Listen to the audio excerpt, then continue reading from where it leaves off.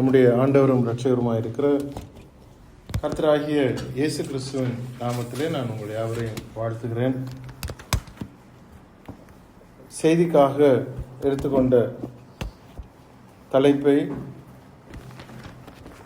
தலைப்பிற்காக நாம் எடுத்த வேத வசனத்தை நான் ஒரு முறை கூட வாசிக்கிறேன். அது வெளிப்படுத்தின விசேஷம் 22வது அதிகாரம் 14 நான் வாசிக்கிறேன். 14 onwards till 17. வெளிப்படுத்தின விசேஷம் 22. ஜீவ விருட்சத்தின் மேல் அதிகாரம் உள்ளவர்கள் ஆவதற்கும் வாசல்கள் வழியாய் நகரத்திற்குள் பிரவேசிப்பதற்கும் அவருடைய கற்பனைகளின்படி செய்கிறவர்கள் பாக்கியவான்கள். நாய்களும் சூனியக்காரரும் விபச்சாரக்காரரும் கொலைபாதகரும் விக்கிரக ஆராதனைக்காரரும் பொய்யை விரும்பி அதன்படி செய்கிற யாவரும் புறம்பே இருப்பார்கள். சபைகளில் இவைகளை உங்களுக்கு சாட்சியாக அறிவிக்கும்படிக்கு இயேசுவாகிய நான் என் தூதனை அனுப்பினேன். நான் தாவீதின் வேரும் சந்ததியும் பிரகாசம் உள்ள விடிவெள்ளி நட்சத்திரமுமாய் இருக்கிறேன் என்றார். ஆவியும் மணவாட்டியும் வா என்கிறார்கள். கேட்கிறவனும் வா என்பானாக. தாகமாயிருக்கிறவன் வரக்கடவன். விருப்பமுள்ளவன் ஜீவ தண்ணீரை இலவசமாய் வாங்கிக் கொள்ள கடவன். அருமையான ஒரு வேத வாக்கியத்தை நாம் வாசிக்க கேட்டோம். இதனுடைய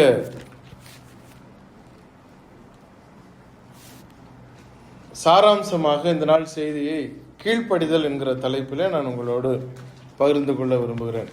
கீழ்ப்படிதல் என்ற தலைப்பில்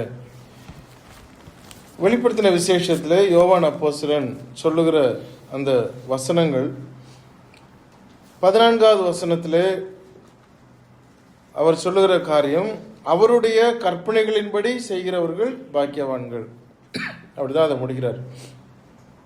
வாசல்கள் வழியாய் நகரத்திற்குள் பிரவேசிப்பதற்கும் அதிகாரம் உள்ளவர்கள் ஆவதற்கும் என்ன பண்ணணுமா, அவருடைய கற்பனைகளின்படி செய்கிறவர்கள் பாக்கியவான்கள். 16வது வசனம் 16, சபைகளில் இவைகளை உங்களுக்கு சாட்சியாக அறிவிக்கும்படிக்கு இயேசுவாகிய நான் என் தூதனை அனுப்பினேன். நான் தாவீதின் வேரும் சந்ததியும் பிரகாசம் உள்ள விடிவெள்ளி நட்சத்திரமுமாய் இருக்கிறேன். 17, ஆவியும் மணவாட்டியும் வா என்கிறார்கள். கேட்கிறவனும் வா என்பானாக. தாகமாயிருக்கிறவன் வரக்கடவன். கீழ்ப்படிதல் என்கிற அந்த தலைப்பை நான் யோசித்த பொழுது, இது கிட்டத்தட்ட ஒரு 3-4 வாரமாக இதை நான் ஆசைப்பட்டு கொண்டே இருந்தேன். ப்ரிப்பேர் பண்ணும் பொழுது நிச்சயமாக அரை மணி நேரத்துக்குள்ளார இதை சுருக்குவது ஒரு சம்மரைஸ்டு வெர்ஷனாகத்தான் இருக்கும். இருந்தாலும் நமக்கு சாராம்சமாக அறிய வேண்டிய சில காரியங்களை மாத்திரம் உங்கள் முன்னதாக வைக்கிறேன். ஈசாக்கு விதை விதைத்தான், தேவன் அதை ஆசீர்வதித்தார் அப்படின்னு ஆதியாகமம் 26வது அதிகாரம் 12வது வசனம் நமக்கு சொல்லுகிறது. ஈசாக்கு அந்த தேசத்தில் விதை விதைத்தான், கர்த்தர் அவனை ஆசீர்வதித்ததினால் அந்த வருஷத்தில் 100 மடங்கு பலன் அடைந்தான் அப்படின்னு. இதற்கும் கீழ்ப்படிதலுக்கும் என்ன சம்பந்தம் அப்படின்னு நீங்க கேட்கலாம். ஈசாக்கு அந்த இருந்த இடம் எப்படிப்பட்ட இடமா இருந்தது அப்படின்னு கொஞ்சம் அதை யோசித்து பார்த்தோம்னா, அவனுடைய மனைவியை அபகரிக்க நினைத்த ஒரு ஊர். அவனுடைய மனைவியை அபகரிக்க நினைத்த ஒரு ஊர். அங்க 11வது வசனத்துல பாருங்க, பின்பு அபிமலேக்கு, இந்த புருஷனை ஆகிலும் இவன் மனைவியாகிலும் தொடுகிறவன் நிச்சயமாய் கொலை செய்யப்படுவான் என்று எல்லா ஜனங்களும் அறிய சொன்னான். 12வது வசனத்துல ஈசாக்கு அந்த தேசத்தில் விதை விதைத்தான். நம்முடைய வாழ்விலே ஒருவேளை ஒரு இடம் நமக்கு இருக்குது அப்படின்னா, அந்த இடம் சமாதானமான ஒரு இடம், வாழ்வதற்கு ஏற்ற ஒரு இடம், நன்றாக சந்தோஷமாக வாழக்கூடிய ஒரு இடம் அப்படின்னு நம்ம எப்போ முடிவு பண்ணுறோமோ அதுக்கப்புறம் தான் நம்ம அதனை யோசிக்கவே ஆரம்பிப்போம். சரி, இங்கே செட்டில் ஆகலாமா வேண்டாமா, இங்கே ஒன்றும் பிரச்சனை இல்லையா அப்படின்னு தான் யோசிப்போம். ஆனால் குடும்பத்துக்கே அங்கே பிரச்சனை வந்தது. குடும்பத்தையே நாசம் பண்ணுவதற்கு அந்த தேசத்தார் நினைவிலே வைத்திருந்தார்கள், சிந்தித்தார்கள், எதிராக செயல்பட்டார்கள். ஆனா கிடைத்த அந்த இடத்துல ஈசாக்கு விதை விதைக்கிறார். ஆப்பர்ச்சுனிட்டிக்காக அவர் வெயிட் பண்ணல. எல்லாம் நல்லா வரட்டும், பக்கத்து வீட்டுக்காரன் எப்படி பண்றான், ஏத்த வீட்டுக்காரன் எப்படி பண்றான். நம்ம ஊர்ல ஒரு வழக்கம் இருக்கு, நம்ம தெருவில் யாராவது ஒரு டீ கடை வச்சாங்க அப்படின்னா அந்த டீ கடை நல்லா ஓடுனுச்சுன்னா இன்னொருத்தன் பக்கத்தில் இன்னொரு டீ கடை வைப்பான். பக்கத்தில் மளிகை கடை வைக்க மாட்டான். அதே பிசினஸ் இங்கே ஒன்று ஆரம்பிச்சிருவான். ஏன்னா அவன் நல்லா போய்கிட்டு இருக்கான் அப்படின்னு. ஏன்னா அவன் நல்லா போறான், நானும் நல்லா வரலாம் அப்படின்னு அதே பிசினஸை இவர் ஆரம்பிப்பார். அதே தெருவில் தான் ஆரம்பிப்பாங்க. ஈசாக்கு ஆப்பர்ச்சுனிட்டிக்காக வெயிட் பண்ணல, சூழலுக்காக வெயிட் பண்ணல, மற்றவர்கள் செழிப்பாக இருக்கிறார்களா அப்படிங்கறத வெயிட் பண்ணல. தேவன் தன்னை எந்த இடத்துல வைத்தாரோ அவன் தன்னுடைய வேலையை தொடங்கலாம். அதுதான் அந்த இடத்துல நம்ம கவனிக்கிறோம். எங்க தேவன் நமக்கு வாய்ப்பை கொடுத்தாரோ அந்த இடத்துல நாம் எந்த விதமான யோசனையும் இல்லாமல், எந்த விதமான ஒரு தயக்கமும் இல்லாமல் அங்கு தொடங்க வேண்டியது கட்டாயமாய் இருக்கிறது. அப்போ ஈசாக்கு அந்த தேசத்தில் விதை விதைத்தான். அதான் அங்க நம்ம கவனிக்க வேண்டிய ஒரு காரியம்.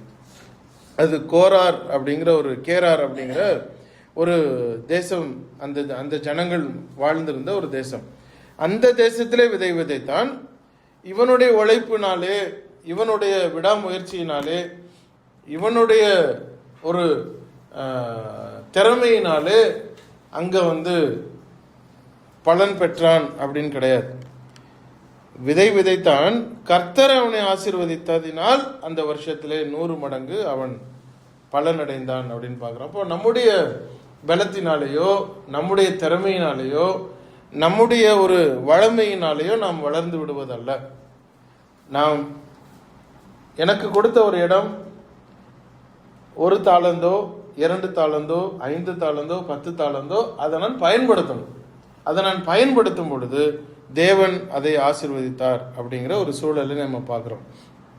நமக்கு என்ன ப்ரொவைடட், வாட் இஸ் ப்ரொவைடட், என்ன கொடுக்கப்பட்டது, அது நன்மையா அது தீமையா, அது நமக்கு நல்லது கொடுக்குமா தீமையை கொடுக்குமா நமக்கு தெரியாது. ஏன்னா தேவனுக்கு தெரியும். முடிவை ஆதியிலிருந்து அறிந்தவர், முடிவை ஆதியிலிருந்து அறிந்தவர். நமக்கு இன்னைக்கு காலையில எந்திரிச்சதுக்கு அப்புறம் தான் நம்ம உயிரோடு இருக்கிறோமா அப்படிங்கிறது நமக்கே தெரியும். ஆனா தேவனுக்கோ ஆதியிலிருந்தே அந்தத்தை அறிந்தவர். ஆதியில இருக்கும் பொழுது இன்னைக்கே அவருக்கு தெரியும் நமக்கு 10 வருஷம் கழிச்சு நமக்கு என்ன நடக்கும் அப்படிங்கிறது. அப்போ என்ன வாய்ப்பு கிடைத்ததோ அதை நாம் ஏற்றுக்கொண்டு அதற்கு தேவனுடைய வார்த்தைக்கு கீழ்ப்படியும் பொழுது அங்கு நன்மையை அவருடைய கரங்களிலிருந்து பெற்றுக்கொள்கிறோம். இந்த நாட்களிலே நம்ம பல வகையில் சட்டத்துக்கு விரோதமான செயல்பாடுகள் நடக்கிறத நம்ம டெய்லி நம்ம பார்க்க முடியும். சின்ன சின்ன விஷயத்துல கூட ஒரு டிசிப்ளினை நீங்க மெயின்டைன் பண்றதா இருக்கட்டும், ஒரு கியூ சிஸ்டமா இருக்கட்டும், அல்லது அப்ளிகேஷனா இருக்கட்டும், ஏதாவது ஒரு ப்ராசஸிங்கா இருக்கட்டும், எல்லாத்துலேயுமே மால் ப்ராக்டிஸ். எல்லாத்துலேயும் எதுக்குமே சட்டமா சட்டத்திட்டத்தின்படி தான் அப்படிங்கிறது இப்போ கிடையாது. நாளடைவில் அதை மாற்றி பழகி பழகி பழகி அதுவே சட்டம் என்று நினைத்து கொண்டிருக்கிற ஒரு காலம் ஆயிடுச்சு. ஒரு ஆஃபீஸுக்கு போகிறோம், ஒரு சர்டிஃபிகேட்டுக்கு நீங்கள் அப்ளை பண்ணுறீங்க, ரேஷன் கார்டுக்கு அப்ளை பண்ணுறோம். அவங்க தைரியமாகவே சொல்லுவாங்க, அங்கே போய் 2000 ரூபா கொடுத்துட்டு போயிருங்க அப்படின்னு. இவங்களும் போய் 2000 ரூபா கொடுத்துட்டு போவாங்க. அது ஃபீஸ் ஆனால் இல்லை, ஃபீஸ் கிடையாது. ஸ்கூல் கவர்மெண்ட் ஆர்டர் போடுது. 8வது படிக்கிறதா இருந்தால் இந்த ஒரு ஆண்டுக்கு பிரைவேட் ஸ்கூல் உதாரணத்துக்கு 4000 ரூபா அப்படின்னு இருந்தால் 4000 ரூபாய்க்கு அவங்க பில்லு போட்டு கையில் கொடுக்குறாங்க. ஆனால் உங்களை 60000 ரூபா கட்ட சொல்கிறாங்க. நம்மளும் என்ன பண்ணுறோம், 60000 ரூபா கட்டுறோம். 56,000 ரூபாய்க்கு இல்லை 56,000 நாங்கள் பில்லு தர மாட்டோம். இது எனக்கு நடந்தது. என்னுடைய பையனை ஸ்கூலில் போய் சேர்க்கும் பொழுது, இந்தியாவில் போய் முத அங்கே சேர்க்கும் பொழுது கவர்மெண்ட் எவ்வளவுன்னு அந்த அட்டவணை கொடுத்துருக்குறாங்க. ப்ரைவேட் ஸ்கூல் இவ்வளோ தான் வாங்கணும்னு சொல்கிறாங்க. ஆனால் அவங்க எழுதி போட்டிருக்கிறாங்க இவ்வளோ இந்த வருஷத்துக்கு நீங்கள் கட்டணும். அவ்வளோ கொண்டு கட்டும் பொழுது பில்லு அழகாக ரொம்ப யோக்கியமாக எழுதி கொடுக்குறாங்க. எவ்வளோ கவர்மெண்ட் சொல்லியிருக்கோ அதை பில்லு கொடுக்குறாங்க. மிச்சத்தை பில்லு கொடுக்க மாட்டோம் அப்படின்னாங்க. ஏன் பில்லு கொடுக்க மாட்டீங்க? இல்லை கொடுக்க மாட்டோம், அவ்வளோதான். நீங்கள் கம்ப்ளைண்ட் பண்ணால் பண்ணிக்கோங்க அப்படின்னாங்க. நானும் கம்ப்ளைண்ட் பண்ணேன், யாரும் எடுத்துக்கல. கவர்மெண்ட்டும் அதை எடுத்துக்கல. என்ன பண்ண முடியும்? இப்போ என்ன செய்தி வெளியே போகுது அப்படின்னா, it becomes rule, unwritten rule, எழுதப்படாத சட்டமாக அங்கீகரிக்க வேண்டிய ஒரு சூழல்ல நாடு மாறிவிட்டது. இது நாட்டு வழக்கம். நாட்டு வழக்கத்தில் இவ்வளவு நிறைஞ்சிருக்கும் பொழுது தேவனுடைய பெயரிலேயே நிறைய நடந்து கொண்டிருக்கிறதும் வழக்கமாகி போய்விட்டது. எத்தனை இடங்களில் பைபிள் இப்படிதான் சொல்லியிருக்கு அப்படின்னு, ஆமா அது எங்களுக்கும் தெரியும், ஆனா நாங்க இப்படித்தான் இருப்போம். நீங்க இப்படிதான் இருக்கிறீங்களா? ஆமா, அப்பதான் எங்க சபையார் விரும்புறாங்க, எங்க சபையார் அதை தான் விரும்புறாங்க, அப்படி இருந்தாதான் நல்லா இருக்குன்னு சொல்றாங்க, அதனால நாங்க அப்படி வச்சிருக்கிறோம். அது என்ன ஆயிருதுன்னா, பைபிள் அப்படித்தான் இருக்குது போல இருக்கு அப்படிங்கிற அளவுக்கு அது சட்டமா மாறிடுச்சு. கடவுள் பெயரிலேயே, கடவுள் இன்னைக்கு காலையில 3 மணிக்கு என்கிட்ட சொன்னாரு, எனக்கு காலையில 5 மணிக்கு இந்த வார்த்தையை வச்சு இன்னைக்கு எனக்கு பேசணும் அப்படின்னு ஆண்டவர் சொல்லி இருக்கிறார் அப்படின்னு ஒருத்தர் செய்தி கொடுத்தா, எப்படி உனக்கு ஆண்டவர் பேசினாரு, எங்க பேசினாரு, என்ன ஆதாரம் இருக்கு, யாராவது கேட்போம்னா கிடையாது. அது ஆண்டவர் சொல்லிட்டாராம், அதனால நம்ம அதை கேட்கணும். அப்போ என்ன, ஆண்டவர் பெயரிலேயே பொய் சொல்ற அளவுக்கு இன்னைக்கு எல்லாம் வளர்ந்தாச்சு. கடவுள் பெயரிலேயே பொய் பேசுகிற யோக்கியர்கள் அதிகமாக இருக்கிற ஒரு காலகட்டம். அப்போ கீழ்ப்படிதல், எதற்கு கீழ்ப்படுகிறோம்? நாம சட்டத்துக்கு கீழ்ப்படுகிறோமா, வழக்கத்துக்கு கீழ்ப்படுகிறோமா? சட்டத்திற்கு கீழ்ப்படுகிறோமா, வழக்கத்திற்கு கீழ்ப்படுகிறோமா? பைபிளை பொறுத்த வரைக்கும் கீழ்ப்படிதல் அப்படிங்கிறது தேவனுடைய வார்த்தைக்கு விசுவாசத்துடன் கீழ்ப்படிதல் அவசியமா இருக்கு. ரெண்டுக்கும் வித்தியாசம். விசுவாசத்தோடு கீழ்ப்படிதலும்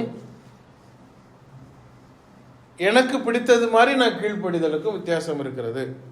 2 வகையிலையும் நாம பார்க்க முடியும். மனுஷனுக்கு தேவனுடைய வார்த்தையை ஏன் கீழ்ப்படியணும்? நான் ஏன் கிறிஸ்தவனா இருக்கணும்? நான் ஏன் பைபிள் படிக்கணும்?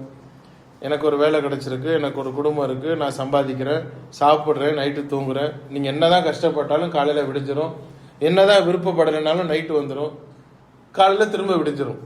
இதை யாராவது நிப்பாட்ட முடியுமா? நிப்பாட்ட முடியாது. ஸோ லைஃப் சைக்கிள் இப்படிதான் போய்கிட்டு இருக்கு. வீட்டில் எனக்கு பணம் இருக்கு, நான் சம்பாதிக்கிறேன், வேலைக்கு போறேன், எல்லாம் ஓகே. ஏன் நான் பைபிள் படிக்கணும்? எதுக்கு நான் இந்த மாதிரிலாம் உட்காந்து 2 மணி நேரம் உட்காந்து கேட்கணும், சொல்றதை கீழ்ப்படினு, இப்படித்தான் இருக்கணும், இப்படித்தான் பண்ணக்கூடாது, இதை செய்யக்கூடாது, அதை செய்யக்கூடாது? ஏன் நம்ம இஷ்டப்படி வாழ்ந்துட்டு போயிடலாமே. என்ன பிரச்சனை அப்படின்னா,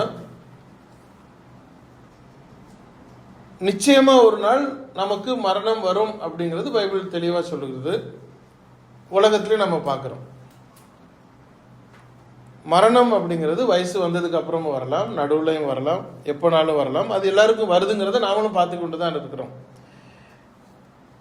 மேலே இருந்து ஒருத்தர் கீழே மேலே என்ன நடக்குது அப்படிங்கிற அவர் நமக்கு சொல்லி கொடுத்தார். அவர் என்ன சொன்னார்னா, இப்படிதான் அங்க இருக்குது, அதை நான் உங்களுக்கு சொல்லியிருக்கிறேன், நம்புனா நம்புங்க, நம்பாட்டி போங்க அப்படின்னு அவர் சொல்லிட்டார். காது உள்ளவன் கேட்க கடவன். நான் நம்பினால் மரணத்துக்கு அப்புறம் ஒருவேளை அப்படிதான் இருந்துச்சுன்னா நான் என்ன பண்ண போறேன்? அப்படி இல்லைன்னா சந்தோஷம், சரி மறிச்சிட்டோம், திரும்பவும் பிறந்தோம், இல்லை மறிச்சோம் அப்படியே காத்தா போயிட்டோம், நமக்கு தெரியாது, முன்ன பின்ன செத்தாதானே சுடுகாடு தெரியும்னு சொன்னது மாதிரி அதுக்கப்புறம் என்ன நடக்கும் நமக்கு தெரியாது. ஆனா மேல இருந்து வந்த ஒருத்தர் மேல இப்படித்தான் நடக்குது அப்படின்னு அவரு சொன்னதன்படியே ஒருவேளை இருந்துட்டா மரணத்துக்கு அப்புறம் அங்கே நியாய தீர்ப்பு, ஒரு பாதாளம், ஒரு பாரடைஸ் அப்படின்னு ஒரு இடம் இருக்கிற பட்சத்தில் நம்ம என்ன பண்ண போகிறோம்? சரி பண்ணிக்க முடியுமானா முடியாது. அப்போது அதை தான் பைபிள் அவ்வளோ சொல்லுது, அவ்வளோ காரியத்தை விளக்குது. ஐஸ்வர்யவான், லாசரு, அவங்க எங்கே போனாங்க, எங்கே இருந்தாங்க, அதெல்லாம் விளக்கி சொல்லுகிறதுக்கு காரணம் அதுதான். ஒருவேளை அப்படி இருந்தால் என்ன பண்ணுறது? இப்போ பைபிள் என்ன சொல்லுது? நிச்சயமாக மனுஷனுக்கு மரணம் இருக்குது. அந்த மனுஷன் பரதேசுக்கு போகிறதுக்கும், பரலோகம் போகிறதுக்கும், நரகத்துக்கு போகிறதுக்கும், பாதாளத்துக்கு போகிறதுக்கும் இங்கே வாழும் பொழுது அவன் எடுக்கிற தீர்மானம் தான் அவனுக்கு தீர்மானிக்குது. அதான் ரொம்ப தெளிவாக சொல்லுது. இங்கே நாம் எப்படி தீர்மானிக்கிறோமோ, எதை தீர்மானித்துக் கொள்கிறோமோ, அதுதான் நமக்கு அங்கே ரிசல்ட். அதை பைபிள் சொல்லியிருக்கு. நான் பைபிளை நம்பணுமா நம்ப வேண்டாமா என்னுடைய தீர்மானம், ஏற்றுக்கொள்ளணுமா ஏற்றுக்கொள்ள வேண்டாமா என்னுடைய தீர்மானம். ஆனால் சொல்லியிருக்கிறதெல்லாம் நடந்திருக்கு. 99% நடந்து முடிஞ்சிருச்சு. அதனால 1% நான் கேட்க வேண்டிய கட்டாயத்தில் ஒரு மனுஷனுக்கு இருக்கிறது. இப்போ பைபிளுடைய கட்டளையின்படி அப்படியே செய்வதற்கும் கொஞ்சம் மாற்றி செய்வதற்கும் உள்ள வித்தியாசத்தை நம்ம பார்த்து முடிக்கலாம். கொஞ்சம் மாற்றி செய்கிறதா இருந்தால் அதனுடைய விளைவு என்ன? நான் கிறிஸ்தவன் தான், ஆனால் எனக்கு இஷ்டமானதுபடி நான் நடந்து கொண்டால் என்னுடைய தீர்மானம் என்னவா இருக்கும்? ஏவாள் இடத்துல போய் அந்த கேள்வியை பிசாசு கேட்கிறான். ஆதியாகமம் 3வது அதிகாரம் 4, 5, 6 வாசிங்க. அப்பொழுது சர்ப்பம் ஸ்திரீயை நோக்கி, நீங்கள் சாகவே சாவதில்லை, நீங்கள் இதை புசிக்கும் நாளிலே உங்கள் கண்கள் திறக்கப்படும் என்றும், நீங்கள் நன்மை தீமை அறிந்து தேவர்களைப் போல் இருப்பீர்கள் என்றும் தேவன் அறிவார் என்றது. அப்பொழுது ஸ்திரீயானவள், அந்த விருட்சம் புசிப்புக்கு நல்லதும் பார்வைக்கு இன்பமும் புத்தியை தெளிவிக்கிறதும் எச்சிக்கப்படத்தக்க விருட்சமுமாய் இருக்கிறது என்று கண்டு அதன் கனியை பறித்து புசித்து தன் புருஷனுக்கு கொடுத்தாள், அவனும் புசித்தான். அப்போ சர்ப்பம் அங்க ஏவாள் இடத்துல கேட்ட கேள்வியை கொஞ்சம் நம்ம அதை கவனிக்கலாம். 1வது வசனத்துல, தேவனாகிய கர்த்தர் உண்டாக்கின சகல காட்டு ஜீவன்களை பார்க்கலும் சர்ப்பமானது தந்திரம் உள்ளதா இருந்தது. அது ஸ்திரீயை நோக்கி, நீங்கள் தோட்டத்தில் உள்ள சகல விருட்சங்களின் கனியையும் புசிக்க வேண்டாம் என்று தேவன் சொன்னது உண்டோ அப்படின்னு கேட்ட உடனே இந்த அம்மா என்ன சொன்னாங்கன்னா, விருட்சின் கனிகள் எல்லாம் புசிக்கலாம், ஆனால் 3வது வசனம், தோட்டத்தின் நடுவில் இருக்கிற விருட்சத்தின் கனியை குறித்து தேவன் நீங்கள் சாகாதபடிக்கு அதை புசிக்கவும் அதை தொடவும் வேண்டாம் என்று சொன்னார் என்றாள். இப்போ ஜாஸ்தியா திங்க் பண்றது, கூடுதலா திங்க் பண்றது. ஒரு விஷயம் நமக்கு இப்படிதான் அப்படின்னு சொல்லிட்டா அதை கூடுதலா நம்ம திங்க் பண்ற ஒரு மென்டாலிட்டி நமக்கு நிறைய இருக்கு. நம்மளாவே அதிகமா யோசிக்கிறது, நம்மளாவே அதிகமா எக்ஸ்ட்ராவா திங்க் பண்றது. இதை சாப்பிடக்கூடாது அப்படின்னு சொன்னாரா அப்படின்னா, ஆமா சாப்பிடக்கூடாது, அவ்வளவுதான் முடிஞ்சு. அது ஏன் சாப்பிடக்கூடாதுன்னு சொன்னாரு? அப்போ இல்லை நீ பக்கத்தே போகக்கூடாது அப்படின்னு நம்ம அடிஷ்னலாக சொல்லுவோம். இந்த பக்கத்தில் நம்ம கடையிலெல்லாம் பார்த்தீங்கன்னா வரிசையாக அந்த கிளாஸ் வெசல்ஸ் அடுக்கி வச்சுருப்பாங்க, கண்ணாடி கோவலைகள். அது எப்பவும் ஓரத்தில் தான் வச்சுருப்பான், கரெக்டாக வச்சுருப்பான். கொஞ்சம் கேப் விட்டு ஒரு 1/2 அடி தள்ளி வைக்கவே மாட்டான், கரெக்டாக ஓரத்தில் வச்சுருப்பான். நீங்கள் போகும்பொழுது எடுத்து கையில் எடுத்து பார்ப்பீங்க, கீழே வச்சுருவீங்க. அப்போது கூட வந்த கணவனுக்கு பதப்பதப்பாக இருக்கும், தொட்டு பார்த்தா பார்த்தாதா ஏன் தொடுற அப்படின்வாங்க. ஆனால் எடுத்து தான் நமக்கு பார்க்க தோணும். நமக்கு என்ன பயம்னா, கீழே விழுந்துட்டா வைக்கும் பொழுது இடிச்சிட்டா என்ன பண்ணுறது, பார்க்கவே பார்க்காது, அந்த பக்கமே போகணும்னா இந்த பக்கமாக போக ஆரம்பிக்கும். இப்போ தேவன் சொன்னதுன்னா அதை சாப்பிடாத, நீ அதை தொட்டுப்பாரு, பறிச்சுப்பாரு, தூக்கி போடு, என்ன வேணாலும் பண்ணிக்கோ. ஆனால் அடிஷ்னலாக திங்க் பண்ணினதுனால புசிக்கவும் வேண்டாம் தொடவும் வேண்டாம் அப்படின்னா அந்த பக்கமே நீ போக வேண்டாம் அப்படின்னு ஜாஸ்தியாக திங்க் பண்ணதை இப்போ அதில் எங்கே போய் முடிந்தது அப்படின்னா, அவர்கள் அதை சாப்பிட்டார்கள். சாப்பிட்ட உடனே அவர்கள் கண்கள் திறந்தது, நாங்கள் பாவம் பண்ணிட்டோம் அப்படின்னு அவங்க உணர்றாங்க. அவர்கள் உணர்ந்தது அதனுடைய பலன் என்ன? 7வது வசனம் 8வது வசனம் பாருங்க. அப்பொழுது அவர்கள் ம், இருவருடைய கண்களும் திறக்கப்பட்டது. ம், அவர்கள் தங்கள் நிர்வாணிகள் என்று அறிந்து ம். அத்தி இலைகளை தைத்து தங்களுக்கு அரைக்கட்சிகளை உண்டு பண்ணினார்கள். ம். பகலில் குளிர்ச்சியான வேளையிலே தோட்டத்தில் உலாவுகிற தேவனாகி கர்த்தருடைய சத்தத்தை அவர்கள் கேட்டார்கள். அப்பொழுது ஆதாமும் அவன் மனைவியும் தேவனாகிய கர்த்தருடைய சந்ததிக்கு விலகி தோட்டத்தின் விருட்சங்களுக்குள்ளே ஒளிந்து கொண்டார்கள். அப்போ தவறு செய்த பொழுது அங்க வந்தது என்ன அப்படின்னா பயம் வந்தது. தவறு செய்த பொழுது அந்த தவறு எதை கேட்கிறது அப்படின்னா மூட சொல்லி கேட்கிறது. சின் சீக்ஸ் கன்சீல்மெண்ட். ஒரு பாவம் மூடுவதற்கு அது தேடுகிறது. நான் தப்பு பண்ணிட்டேன். அந்த சின்ன பிள்ளை பாருங்க, நல்லா அழகா ஒளிஞ்சுக்கிட்டு இருக்கோம், நம்ம கூட விளையாண்டுட்டு இருக்கோம். ஏதாவது கீட்டை போட்டு உடைச்சிருச்சுன்னா நம்மகிட்ட வராது. அப்படியே கீழே குனிஞ்சிட்டே உரமா உட்காந்துருக்கும். அப்போ நம்ம யோசிப்போம், என்னமோ தப்பு நடந்திருக்கு, என்னவோ தப்பு பண்ணியிருக்கிறோம், ஏதோ விஷயம் நடந்திருக்கு. ஏதோ தவறு நடந்த பொழுது தாழ்வு மனப்பான்மை, தவறு நடந்த பொழுது அங்க பயம் வந்தது, தவறு நடந்த பொழுது தவறை மறைக்கக்கூடிய குணம் அங்க வந்து விட்டது. சின் சீக்ஸ் இட்ஸ் கன்சீல்மெண்ட். அதனுடைய விளைவு என்னவாச்சு? தோட்டத்தை விட்டு வரட்டப்பட்டார்கள். தோட்டத்தை விட்டே வெளியே வரட்டப்பட்டார்கள். இதுவரைக்கும் இருந்த சுதந்திரம் போனது, நேரடியாக தேவனோடு பேசி கொண்டிருந்த அனுபவம் போனது, அவர்களுக்கு இருந்த சந்தோஷம் போனது. காரணம் என்ன? கூடுதலாக திங்க் பண்ணது, தேவன் சொன்னதின்படியே செய்யாதது. அவர் என்ன சொன்னார் அப்படியே செய்யல, அதை மாற்றி செய்தார்கள், கீழ்ப்படியாமல் போனார்கள். இப்ப கீழ்ப்படிதல் என்பது நம்முடைய சொந்த புத்தி மாத்திரமல்ல, மெஜாரிட்டிக்கும் நம்ம கீழ்ப்படிய முடியாது. மெஜாரிட்டியை சில நேரம் நம்ம நினைப்போம், 10,000 பேர் இந்த இடத்துல இருக்கிறாங்க, இந்த இடத்துல இவ்வளவு பேர் கூடுறாங்க, இவ்வளவு பேர் அங்க ஃபாலோ பண்றாங்க, எங்க சபையில 1000 பேர் இருக்கிறாங்க, எங்க சபையில 400 பேர் இருக்கிறாங்க, இதுதான் உலகத்திலேயே பெரிய எஸ்டாப்ளிஷ்டு சர்ச், அதனால அதுதான் கரெக்ட் அப்படின்னா நம்ம சொல்ல முடியுமானா பைபிள் வேற மாதிரி சொல்லுது. 1 சாமுவேலுக்கு திருப்பிக்கோங்க. 1 சாமுவேல் 15வது அதிகாரம் 3வது வசனத்தை வாசிக்கலாம். 1 சாமுவேல் 15:3.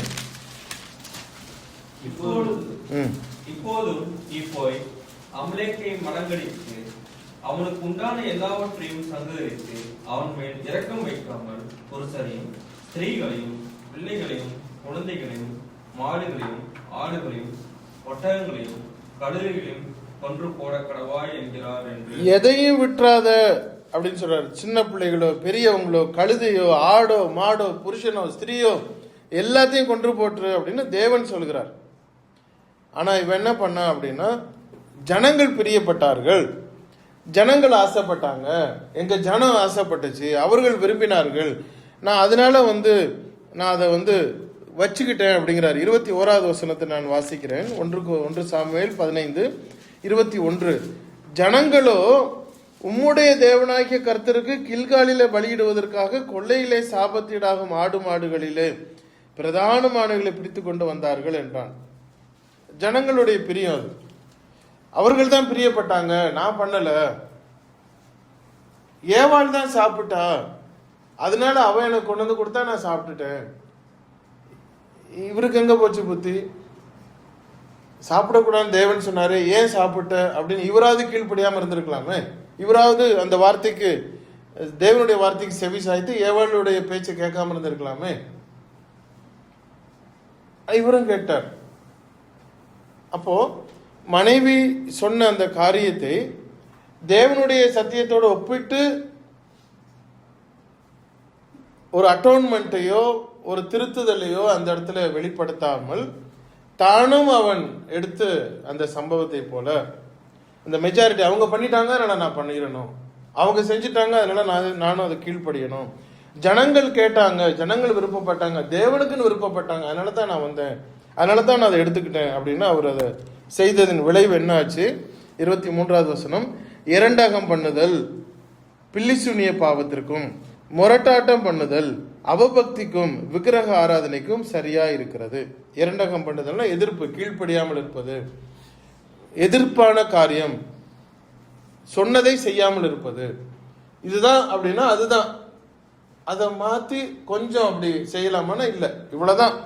அது இரண்டகம் பண்ணுதல், சொன்னதுபடியே செய்யாதது இரண்டகம் பண்ணுதல். பில்லிசூனிய பாவத்திற்கும் முரட்டாட்டம் பண்ணுவது, முரட்டாட்டம்னா பிடிவாதம், முரட்டாட்டம் பண்ணுதல் அவபக்திக்கும் விக்கிரக ஆராதனைக்கும் சரியா இருக்கிறது. இப்படித்தான் இருப்பேன் அப்படின்னு சொல்றதுக்கு முரட்டாட்டம். இரண்டகம் அப்படின்னா சொன்னதன்படியே செய்யாதது, எதிர்த்து செய்வது. அவர் என்ன சொல்றாரு, அதனுடைய விளைவு என்னாச்சு? நீ கர்த்தருடைய வார்த்தையை புறக்கணித்தபடியினாலே அவர் உம்மை ராஜாவா இராதபடிக்கு புறக்கணித்து தள்ளினார். மெஜாரிட்டியோட பேச்சை கேட்டதுனால அவருடைய ராஜாங்கம் அவர் இழந்தார். அங்க தேவனுடைய தோட்டத்தை விட்டு விரட்டப்பட்டார்கள், இங்கு ராஜாங்கமே அவருக்கு இழப்பு போனது. மெஜாரிட்டி பேச்சை கேட்டதுனால ஆரோன் என்ன பண்ணாரு, ஒரு கன்றுக்குட்டியை உருவாக்கி விட்டார். மெஜாரிட்டியை ஜனங்கள் விரும்பினாங்க, அப்படிங்கிறதுடைய விளைவு கன்றுக்குட்டி வந்தது. அதனுடைய விளைவு என்ன நடந்துச்சு? எல்லாரையும் அடித்து கொலை செய்ய வேண்டிய கட்டாயத்துக்கு தள்ளப்பட்டது. இயேசு கிறிஸ்துடைய சம்பவத்தில் என்ன நடந்தது? மெஜாரிட்டி ஜனங்கள் அவரை சிலுவையில் அறையும்னு சொல்லி கடைசி தேவகுமாரனே சிலுவையில் தூக்கி ஏற்றிட்டாங்க. 27வது அதிகாரம் மத்தேயு 22வது வசனத்தில் பார்க்கும் பொழுது, பிலாத்து அவர்களை நோக்கி, அப்படியானால் கிறிஸ்து என்னப்பட்ட இயேசுவை நான் என்ன செய்ய வேண்டும் என்று கேட்டான். அவனை சிலுவையில் அறைய வேண்டும் என்று எல்லாரும் சொன்னார்கள். இப்போ மெஜாரிட்டிக்கு கீழ்ப்படிஞ்சோம்னா என்ன நடக்கும்? கடைசியா தேவனுக்கு எதிரான காரியத்தை நாம் செய்ய வேண்டியது வந்துவிடும். இயேசு கிறிஸ்து ஒரு நல்ல ஒரு காரியத்தை சொல்றார். நம்ம எல்லாம் கிறிஸ்தவனா நம்ம நினைச்சுக்கிட்டு, நான் பிறந்தது கிறிஸ்தவம், எங்க பாட்டி கிறிஸ்தவம், எங்க தாத்தா கிறிஸ்தவன், எங்க குடும்பமே நாங்க கிறிஸ்தவம், நாங்க அப்படி ஆக்கும், நாங்க இப்படி ஆக்கும், அதனால நாங்கெல்லாம் உங்களை பத்தி எங்களுக்கு தெரியும், எங்களை பத்தி உங்களுக்கு தெரியாது, நாங்க யார் தெரியுமா அப்படின்னு குனிஞ்சாலும் நிமிர்ந்தாலும் ஸ்தோத்திரம் ஸ்தோத்திரம் ஸ்தோத்திரம் சொல்லக்கூடியவங்களை பார்த்து இயேசு கிறிஸ்து சொல்றார். மத்தேயு 7வது அதிகாரம் 21, 22, 23 நான் வாசிக்கிறேன்.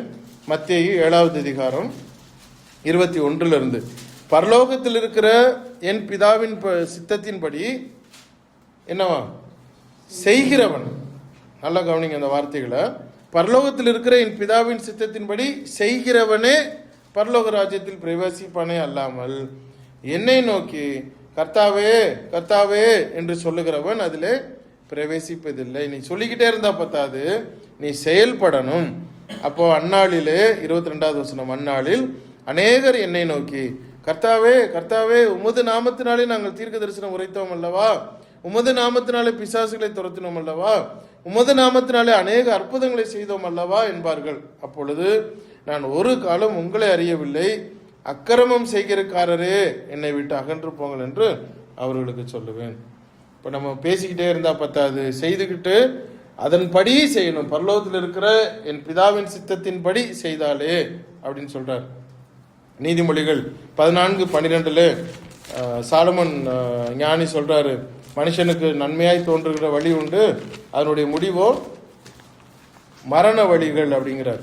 நீதிமொழிகள் 14:12 நாம் அதை பார்க்க முடியும். நமக்கு எல்லாம் நல்லதா தான் தெரியும், நம்ம ஐடியா எல்லாம் சூப்பரா இருக்கும்.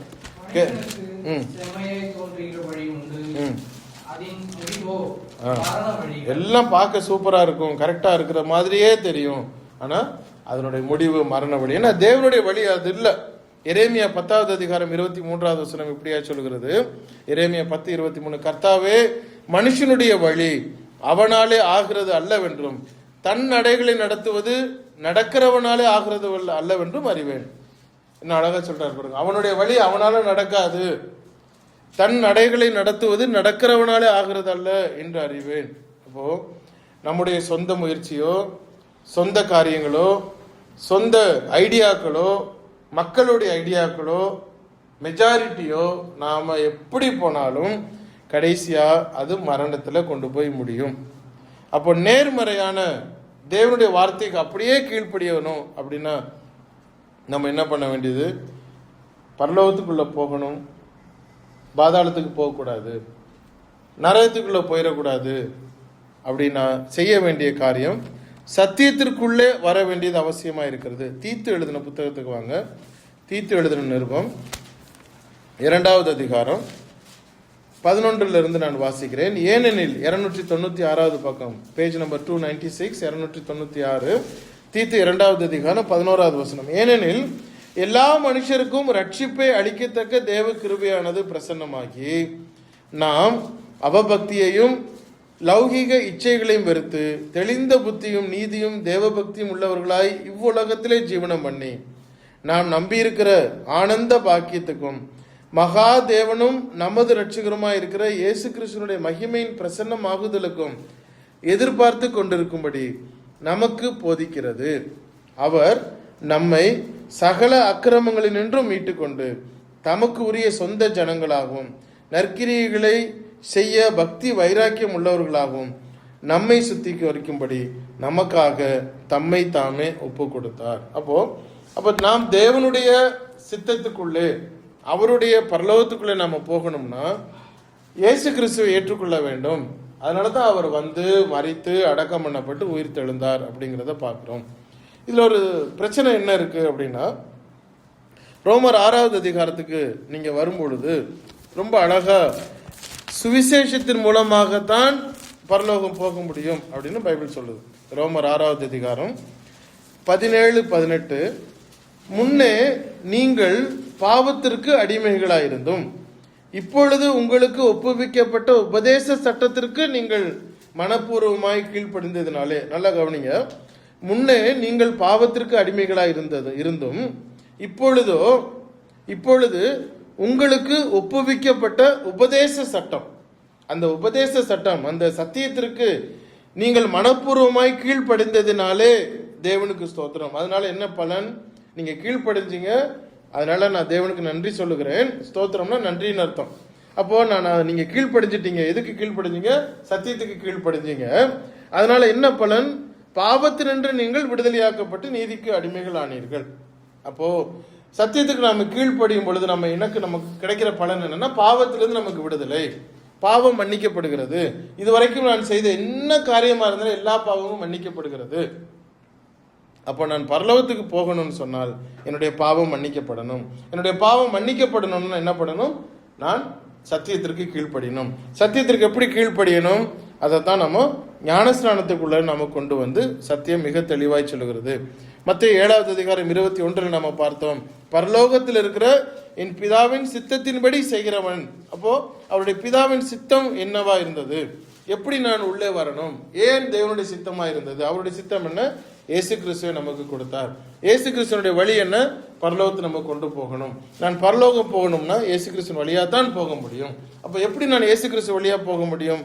கலாத்தியர் 3:27 என்ன சொல்லுது?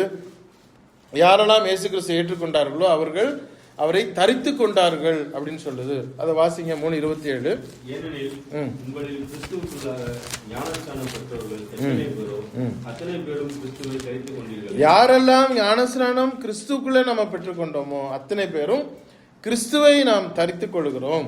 1 பேதுரு 1வது அதிகாரம் 22வது வசனத்தை எடுத்துக்கோங்க. 1 பேதுரு 1வது அதிகாரம் 22வது வசனம், பக்கம் 318, பேஜ் நம்பர் 318. 1 பேதுரு 1ஆம் அதிகாரம் 22 வாசிங்க பிரதர். ஆகையால் நீங்கள் மாயமற்ற சகோதர சிநேகம் உள்ளவர்களாய் இருக்கும்படிக்கு ஆகையினாலே சத்தியத்திற்கு கீழ்ப்படிந்து உங்கள் ஆத்துமாக்களை சுத்தமாக்கி கொண்டவர்களாய் இருக்கும்படியால் சுத்த இதயத்தோடு ஒருவரில் ஒருவர் ஊக்கமாய் அன்பு கூறுங்கள். அந்த வார்த்தையை கொஞ்சம் கவனிங்க. நீங்கள் மாயமற்ற சகோதர சிநேகம் உள்ளவர்களாய் இருக்கும்படி ஆகும்படி என்ன நடந்தது? ஆவியினாலே சத்தியத்திற்கு கீழ்ப்படிந்து உங்கள் ஆத்துமாக்களை சுத்தமாக்கி கொண்டவர்களா இருக்கிறபடியால். ஆத்துமாக்களை நம்ம எப்படி சுத்தப்படுத்திக்க முடியும்? நான் நல்லவனா இருக்கிறேன், நான் பொய் பேச மாட்டேன், நான் திருட மாட்டேன், நான் எப்போ எந்த விஷயத்திலையும் யாருக்கும் நான் விரோதம் செய்ய மாட்டேன், எல்லாருக்கும் நான் உதவியா இருப்பேன் அப்படின்னு நம்ம இருந்தா நடக்காது. அப்படின்னா ஒரு காந்தியும் ஒரு அன்னை தெரசாவும் நேராக பரலோகத்துக்கு போயிடுவாங்க. நான் யாரும் வேண்டாம்ப்பா, நான் உண்டு, என் வேலை உண்டு, ஒருத்தருக்கும் என் வாழ்க்கையில் தீமையே செய்ததில்லை அப்படின்னா பரலோகம் போக முடியுமான்னு போக முடியாது. ஏன்னா என்னுடைய கிரியையினாலே என்னுடைய முயற்சியினாலே நான் அங்கே போய் எதையும் செஞ்சிட முடியாது. ஏன்னா இறந்ததுக்கு அப்புறம் ஆவி நம்ம கண்ட்ரோலில் கிடையாது. இறந்ததுக்கு அப்புறம் பக்கத்து வீட்டில் எதிர்த்த வீட்டில் அங்கே எங்கன்னு சுற்றிட்டு இருக்க முடியுமானா முடியாது. தேவன் தான் அங்கே நம்மளை கொண்டு போய் அங்கே சேர்க்கிறார். அப்போ அவர் என்ன சொல்றாரு? ஆவியினாலே சத்தியத்திற்கு கீழ்ப்படிந்து உங்கள் ஆத்துமாக்களை நாம் சுத்தமாக்கி கொள்ள வேண்டியது அங்கே வருகிறது. இப்ப இயேசு கிறிஸ்து என்ன சொன்னாரு? என்னை நீங்கள் விசுவாசிக்கல அப்படின்னா உங்களுடைய பாவங்களிலே சாவீர்கள் அப்படின்னாரு. யோவான் 8:24 பார்க்கும் பொழுது நீங்கள் என்னை விசுவாசியாவிட்டால் உங்கள் பாவங்களிலே சாவீர்கள். அப்போ அப்போஸ்தலர் 16:31 பார்க்கும் பொழுது கர்த்தரை நாம் விசுவாசிக்க வேண்டிய கட்டாயத்தில் இருக்கிறோம். ஏன்னா அவர் வழியா தான் ரட்சிப்பு. 16:31 அதற்கு அவர்கள் கர்த்தராகிய இயேசு கிறிஸ்துவை விசுவாசி, அப்பொழுது நீயும் உன் வீட்டாரும் ரட்சிக்கப்படுவீர்கள். அவரை விசுவாசிக்கல அப்படின்னா இயேசு கிறிஸ்து சொன்னது போல நம்முடைய பாவங்களில நாம் சாகிறவர்களா இருப்போம். இப்போ கடைசியாக நம்ம பார்க்குற காரியம் என்ன? எப்படி நாம பாவத்திற்கு விடுதலை ஆக முடியும்? எப்படி நாம பரலோகம் போக முடியும்னா மார்க் 16 என்ன சொல்லுகிறது? விசுவாசம் உள்ளவனாகி ஞானஸ்நானம் பெற்றவன் ரட்சிக்கப்படுவான், விசுவாசியாதவனோ ஆக்கணைக்குள்ளாக தீர்க்கப்படுவான். அதனால தான் ரொம்ப தெளிவா பார்க்கிறோம். நம்ம கீழ்ப்படிதல் என்பது அவசியம். கீழ்ப்படிதல் என்னுடைய காரியமா இல்லை. கீழ்ப்படிதல் நாங்க குழந்தையில நாங்க ஞானஸ்நானம் எடுத்துட்டோம், எங்களை சின்ன வயசுல எங்களுக்கு ஒரு ஞானத்தாய் ஞான தகப்புன்னு கொண்டு போய் சபையில கொண்டு கொடுத்து பிஷப் எங்களுக்கு கன்ஃபர்மேஷன் கொடுத்தாராக்கும். நான் போட்டோ வச்சிருக்கேன், வீடியோ வச்சிருக்கேன், சர்டிபிகேட் வச்சிருக்கேன். அதெல்லாம் செல்லுபடி ஆகாது, எல்லாம் டூப்ளிகேட். நம்ம இங்க விசா அடிக்கணும்னா நீங்க சர்டிபிகேட்டை கொண்டு போய் கவர்மெண்ட்ல என்ன பண்ணணும்? அது அட்டஸ்டேஷன் வாங்கணும். இது செல்லுமா அப்படின்னா இப்போ பரலோகத்துக்கு போகும்போது செல்லாதுன்னு சொல்லிடுவாங்க. அதுக்கப்புறம் திரும்ப நீங்கள் போய் படிக்கவோ திரும்ப போய் வேற சர்டிஃபிகேட் வாங்கவோ முடியாது. முடிஞ்சு போச்சு, லைஃபே முடிஞ்சு போச்சு. ஏன்னா பைபிள் அப்படித்தான் சொல்லுது. நான் விசுவாசமா இருக்கணும், அதாவது நான் வார்த்தையை கேட்கணும், அதை நான் நம்பணும், அறிக்கையிடணும், அதுக்கப்புறம் நான் முழுகி ஞானஸ்நானம் எடுக்கணும். அப்போதான் என் பாவம் மன்னிக்கப்படுது. அதை விட்டுட்டு எனக்கு அப்பான்னு சொல்ல தெரியாது, அம்மாவுன்னு சொல்ல தெரியாது, அப்பா யாரு அம்மான்னு தெரியாது, இயேசு கிறிஸ்து யாருன்னு தெரியாது, சுவிசேஷம் என்னன்னு தெரியாது, ஒண்ணுமே தெரியாத காலத்துல என்னை கொண்டு போய் ஞானஸ்நானம் கொடுத்தாங்கன்னா அது ஞானஸ்நானம் அல்ல, அது டூப்ளிகேட். அது செல்லுபடி ஆகாது. ஏன்னா அப்போ ஒண்ணுமே நமக்கு தெரியாது. ஒண்ணுமே தெரியாத காலத்துல யாரோ ஒருத்தர் கொண்டு போய் தண்ணியில முக்குனது அது பிரயோஜனமற்றது. அதை நம்பி நாம் வீணாகி போவிடக்கூடாது. ஞானஸ்நானம் எப்படி எடுக்கணும்? விசுவாசம் உள்ளவனா இருக்கணும். விசுவாசம்னா என்னது? சத்தியத்தை நான் கேட்கணும், நான் அதை கீழ்ப்படியணும், அதை உணரணும், நான் அறிக்கையிடணும், ஏசு யாருன்னு தெரிஞ்சுக்கணும். ஒண்ணுமே தெரியாம கொண்டு போய் அடக்கி வெளியே கொண்டு வந்தாங்கன்னா அது பிரயோஜனம் இல்லை. தெளித்தல் கிடையாதுன்னு நம்ம சொன்னதுனால இப்ப என்ன பண்றாங்கன்னா குழந்தைய முக்கி எடுக்கிறானுங்க. குழந்தையவே தண்ணிக்குள்ள முக்கி எடுக்கிறாங்க. இப்போ அந்த குழந்தைக்கு என்ன தெரியும்? எடுக்கிற ஆத்துமா நான் யாருன்னு அது தெரிஞ்சாதான், தன்னைத்தானே விசுவாசித்து வார்த்தைகளை விசுவாசித்தாதான் அதுக்கு முடியும். அப்போ ஒரு 8 வயசு 9 வயசு 10 வயசு வரைக்கும் ஒண்ணுமே அவங்களுக்கு தெரியாது. அப்படிப்பட்டவர்களை நாம ஞானஸ்நானப்படுத்த முடியுமா? முடியாது. விசுவாசம் உள்ளவனாகி ஞானஸ்நானம் பெற்றவன் ரட்சிக்கப்படுவான். அப்போதான் அவங்களுடைய பாவங்கள் மன்னிக்கப்படுகிறது. கடைசி ஒரு வசனத்தை வாசிச்சு முடிச்சிடலாம். அப்போஸ்தலர் 18:8 ஜெப ஆலய தலைவனாகிய கிறிஸ்பு என்பவன் தன் வீட்டார் அனைவரோடும் கர்த்தரிடத்தில் விசுவாசம் உள்ளவனானான். கொரிந்தியரில் அநேகரும் சுவிசேஷத்தை கேட்டு விசுவாசித்து ஞானஸ்நானம் பெற்றார்கள். கவனிச்சிங்களா? கேட்டாங்க, அதை நம்புனாங்க, ஞானஸ்நானம் பெற்றார்கள். கீழ்ப்படிதல் அப்படிங்கிறது 1 வருஷம் கழிச்சு வருமா, 2 வருஷம் கழிச்சு வருமா அப்படின்னா பைபிள்ல கீழ்ப்படிதல்ங்கிறது உடனே வந்தது. வார்த்தையை கேட்ட உடனே கீழ்ப்படிதல். நம்ம பிள்ளை கேட்குது, எனக்கு இதை கொடுங்க அப்படின்னா உடனே எடுத்து கொடுக்குறோம். நான் அடுத்த வருஷம் தர்றேன் அப்படின்னா அது மேல அன்பு இல்லை. நான் தேவனை நான் அன்பு செலுத்தினால் கீழ்ப்படிதல் தானா வரும். நான் அவருக்கு உகந்தவனாயிருந்தால், அவரை நான் நேசித்தால் கீழ்ப்படிதல் தானாக வந்துவிடும். 22வது அதிகாரம் வெளிப்படுத்தின விசேஷம், கடைசி அதை வாசிச்சு நான் முடிக்கிறேன். வெளிப்படுத்தின விசேஷம் 22:14 ஜீவ விருட்சத்தின் மேல் அதிகாரம் உள்ளவர்கள் ஆவதற்கும் வாசல்கள் வழியாய் நகரத்திற்குள் பிரவேசிப்பதற்கும் அவருடைய கற்பனைகளின்படி செய்கிறவர்கள் பாக்கியவான்கள். நீங்களும் நானும் சத்தியத்தை கேட்டிருக்கிறோம். இயேசு கிறிஸ்துவை விசுவாசிக்கிறவர்கள், அவர்களை அன்பு செலுத்துகிறவர்கள் கீழ்ப்படிய வேண்டும். கீழ்ப்படியல அப்படின்னா அன்பு இல்லைன்னு அர்த்தம். அவ்வளவுதான், ரொம்ப சிம்பிள். எடுக்கணுங்கிறது கட்டாயமா, எடுக்க வேண்டான்னு கட்டாயமா, அது அவரவர்கள் தீர்மானம். பைபிள் என்ன சொல்லுகிறது? எடுத்தால் பாவ மன்னிப்பு, எடுத்தால் பரலோகம் போக முடிகிறது, எடுத்து சத்தியத்தின்படி வாழ்ந்தால் பரலோகம் போக முடிகிறது. எடுக்கலன்னா காது உள்ளவன் கேட்க கிடவன் சொன்னார். அவர் அந்த சீஷர்களை பார்த்து பேசும்போது சொன்னார், என்னப்பா எல்லாரும் போயிட்டாங்க நீங்களும் போக போறீங்களா அப்படின்னாரு. ஏன் நீ எல்லாரும் போயிட்டாங்க நீங்களாவது இருங்க அப்படின்னு அவர் கெஞ்சல. அவங்களுடைய தீர்மானம். நான் இயேசு கிறிஸ்துவை நேசித்தால், நான் இயேசு கிறிஸ்துவை விசுவாசித்தால் அவருக்கு நான் கீழ்ப்படியணும். நான் அவரை நேசித்தால் எனக்கு கீழ்ப்படிதல் தானா வரும். எப்போ வரும்? கொஞ்ச நாள் போட்டோம் அப்படின்னா அது நேசம் இல்லை. கீழ்ப்படிதல் என்பது உடனடியாக வந்தது. என்னால் தேவ கட்டளை, it is not a request. நல்லா கவனிச்சுக்கோங்க. அது வந்து ஒரு ரெக்வஸ்ட் கிடையாது, ஒரு விண்ணப்பம் கிடையாது. அது கமாண்ட்மெண்ட், அது கட்டளை.